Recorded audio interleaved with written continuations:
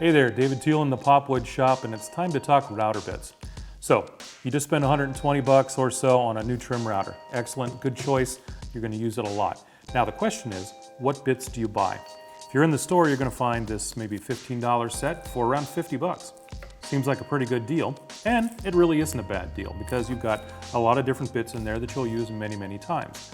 There are even better deals out there too. Here's a 75-piece set for 70 bucks. That's a pretty good deal.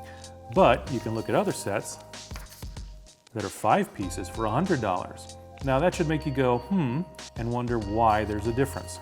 Well, there is a difference because bits are made differently. They can be made with different carbide. Carbide itself can be made in a different formula. The molecular bonding can be different. The thickness that's in the carbide can be different. It can be a smaller piece that doesn't go all the way across the bit. And it will make a difference because I've got a few pieces here that will show you quite a bit of a difference. Here's an example of a bit that has a little less than perfect carbide. It's been used a fair amount, no question about it, but you can see where the carbide itself has just chipped away.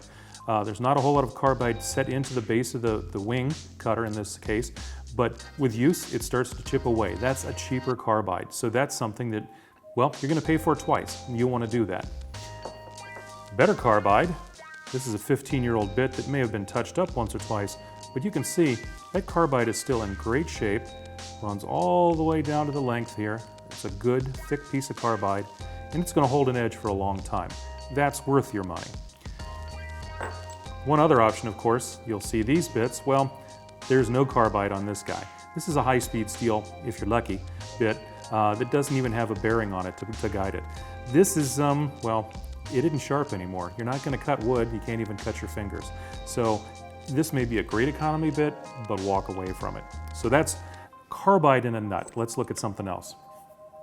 While 72 bits may sound really attractive, let's be serious. There's a handful, I'm gonna say 5 bits that you really need all the time. And those are the bits that I think you should start with, and you should buy good quality bits right off the bat. Some of them come in sets. Honestly, it's actually pretty tricky to find these 5 bits in anyone's starter set. So you may not be able to find it in one package. You may need to buy them individually. The bit to start with is a straight bit, and you're going to find the straight bits in different diameters. This is, I believe, a 3/8 bit, which I actually think is a good place to start, although you could get a 1/4-inch bit. Now, this is for making grooves. If you're making dados and grooves that say you want them to be 3/4 of an inch, you may be tempted to buy a 3/4-inch diameter bit. That's going to cost you more money. It's a bigger bit, and let's be serious, if you take a 3/8 bit and make 2 passes, you've got a 3/4-inch groove, and that's a good thing. If you have a 1/4-inch bit and it's a better deal, you take 3 passes and you got 3/4 of an inch. To decide what size you want, you can gauge it up to mix and match to get whatever size you finally do want.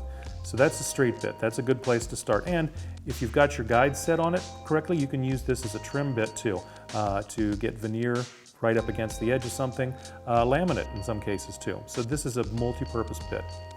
The next is a roundover bit, and you'll notice that there is a bearing on top of it. You're going to find roundover bits in different diameters, different radiuses as a matter of fact. That's a 3/8, this is a 1/2 inch, different realities. What you need, while you can make your roundover bits do multiple things by backing them away, you're going to find out that it really is the profile that you're going to ultimately end up with that you want. So you may actually need a couple of these, but pick the one that you're going to use most often. If you're working in 3/4-inch material, there's a better bet that a roundover that's a 1/4-inch or 3/8 at the most is what you're really going to need. That's plenty. A 3/8 inch on a 3/4-inch piece, you'll have a full bullnose roundover on that front edge, so that's more than enough. So look for the smaller and work up to what you really need. And then you need an OG. This is fun. Now, they come in different sizes and different shapes, and the nice thing about it is they're a great profile edge bit. You can do fun things with them to dress up a piece. The other fun thing is you don't have to use the whole bit. You can use parts of the bit to get different profile styles. So if you want to pick and choose this part right in here, that's great. Just use the tip, use the whole thing, use this roundover to make a little bit of a cove. Set it up the way you want, and you'll notice again, it has a piloting bit on here, the bearing, so that's nice and useful. You can run it right up against the edge. The next bit you need is a rabbiting bit. And this guy here is a pretty healthy rabbiting bit, and the nice thing about this is one rabbiting bit will actually do multiple purposes well, because you'll notice this big old bearing on top here, well, it has a little Allen screw on top. If you take this bearing and put it on here, you take a much deeper rabbet.